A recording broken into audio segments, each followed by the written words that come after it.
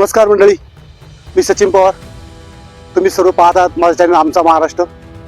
आज मी या व्हिडिओमध्ये नवीन विषय आणि नवीन भाग घेऊन आलो आहे. तर हा माझ्या मागे जो दिसतो तो संग्रामदुर्ग, चाकणचा किल्ला बोलतो याला. तर हा आपण हा किल्ला पाहणार आहोत. या किल्ल्याचा इतिहास मी थोडक्यात तुम्हाला सांगतो. इथे 300 ते 350 मावळ्यांनी शाहिस्तेखानाची हजारोंची फौज अंदाजे 2 महिने रोखून धरली होती. त्यामुळे या किल्ल्याला खूप मोठे महत्त्व आहे. या आपण किल्ला पाहूया, किल्ल्याचा इतिहास जाणून घेऊया या माझ्यासोबत. किल्ल्याचं हे मुख्य द्वार आहे. याची कमान पडून गेली, परंतु दोन्ही बाजूला 2 बुरुज आजही शाबूत आहेत. आणि हे इथं फलक तुम्ही पाहू शकता. हा मुख्य दरवाजा आहे. मुख्य दरवाजाचा फलक आहे. हा किल्ल्याचा मुख्य दरवाजा आहे. आणि या बाजूला तुम्ही पाहू शकता किल्ल्याचे खंदक. दाखवतो तुम्हाला किल्ल्याचं खंदक या माझ्यासोबत.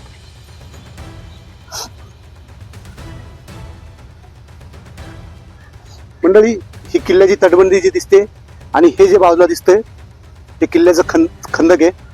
हे तटबंदीच्या बाहेर होतं पूर्वी.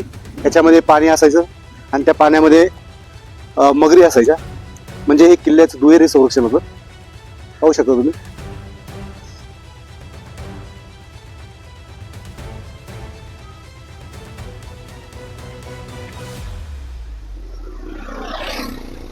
या दरवाजाच्या आपल्या साईडला तुम्हाला ही देवळी दिसत आहे. त्या देवळीमध्ये सैनिक राखण्यासाठी ते राहत असेल. ही देवळी आजही शाबूत आहे.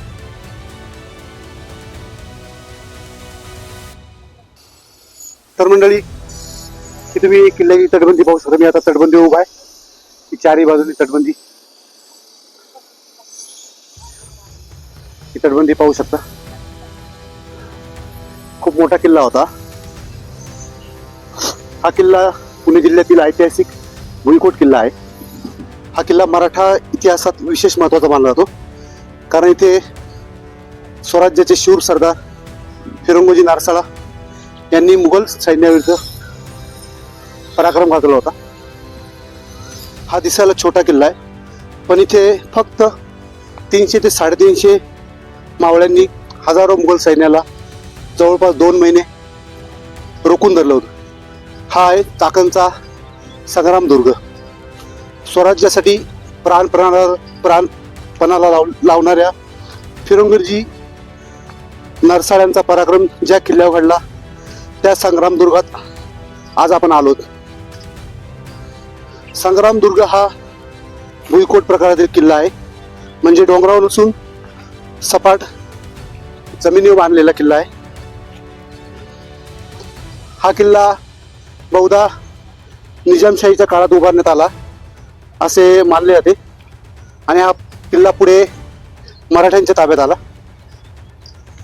इसवी सन 1660 मध्ये मुघल सरदार शाहिस्तेखान यांनी या किल्ल्यावर आपल्या स्वराज्यावर मोठी मोहीम सुरू केली. त्या काळी संग्रामदुर्गाचे संरक्षण फिरंगोजी नरसाळा यांच्याकडे होते.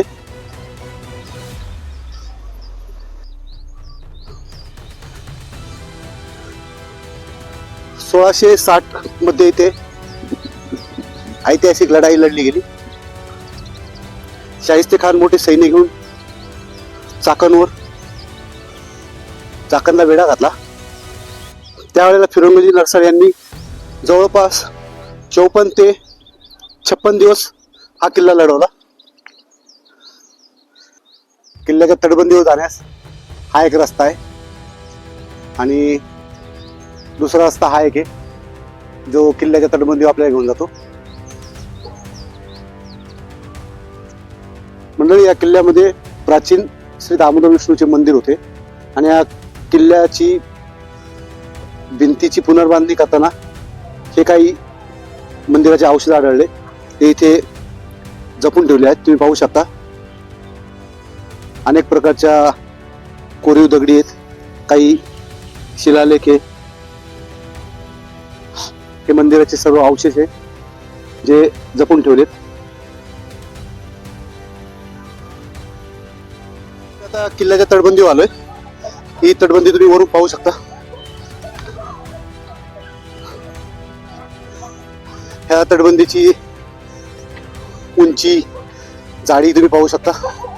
आणि मी तुम्हाला सुरुवातीला एकदा बोललो की तटबंदीच्या बाहेर खंदक होते. हे पहा ते खंदक. आणि पूर्ण तटबंदी. या किल्ल्यावर मुघलांनी थेट हल्ला केला नाही, तर तटाखाली सुरुंग लावून तटबंदीला भुयार पाडले.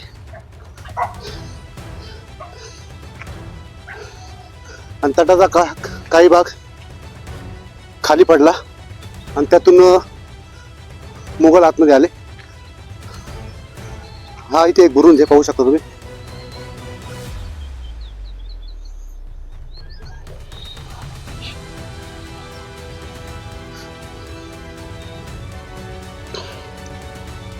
हा बुरुजाच्या आतील रस्ता आहे.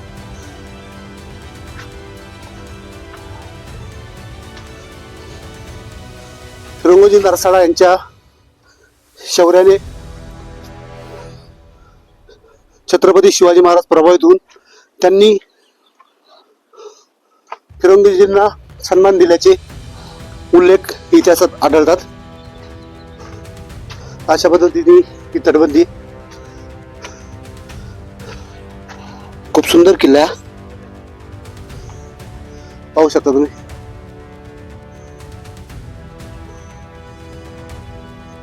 मंडळी पूर्ण तटबंदी आणि किल्ल्यावरून पहारेकऱ्यांना किल्ल्याच्या बाहेर पाहता यावं त्यासाठी या झरोके बनवले गेलेत.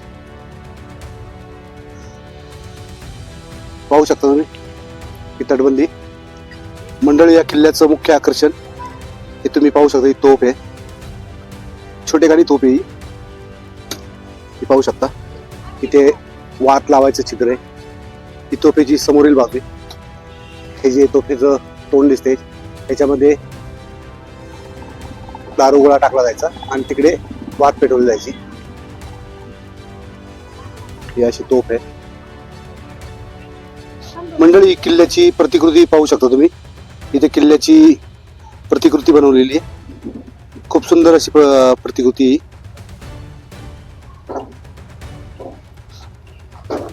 ही पाहू शकता तुम्ही. तर मंडळी आज आपण संग्रामदुर्ग किंवा चाकणचा किल्ला बोललो जातं हा किल्ला पाहिला. तर हा किल्ला तुम्हाला कसा वाटला, हा माझा व्हिडिओ कसा वाटला ते तुम्ही मला कमेंट करून लाईक करून कळवा.